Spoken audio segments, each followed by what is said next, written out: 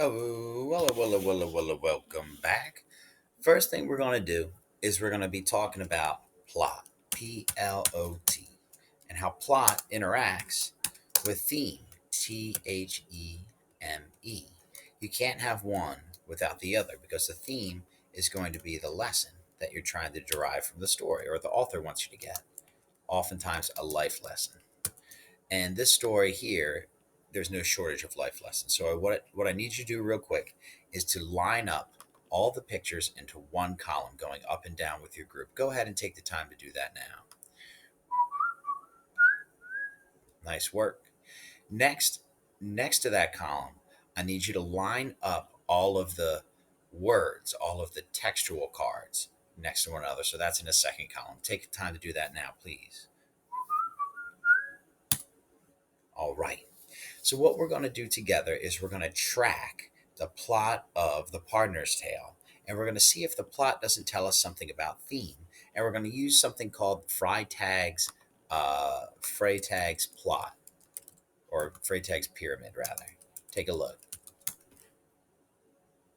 Ooh, and we'll look at the images there, right? And you'll see it looks almost exactly like what you have on your desk in front of you, right? This one even has a whole little story that it kind of tells along the way.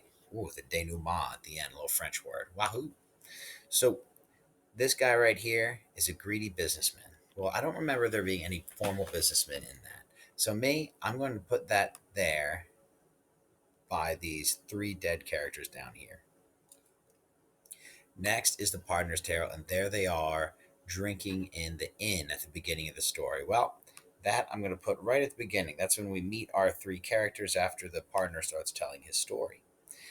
Then they see a cart go by and realize lots of people are dead and dying. Yikes. So I'm going to put that right above those three. And they say, you know what? Let's go kill death. So they all get their knives and get going. But they meet an old man along the way. The old man has a death-like appearance and says he can't die, but they kind of get distracted and go on into the woods anyway, where they find gold. Let's put the gold between these two pictures here. After they find that gold, the two send Cut to go to town to get provisions, and then they plan to murder him on the way. So you can put that knife right there. Not at the climax, though, but they are planning to knife this dude. He, on his way back, gets some poison. And when they come back, things go south. Cut gets stabbed. They drink to their newfound fortune, and then they die. And then, boom, all three are collected by death at the beginning.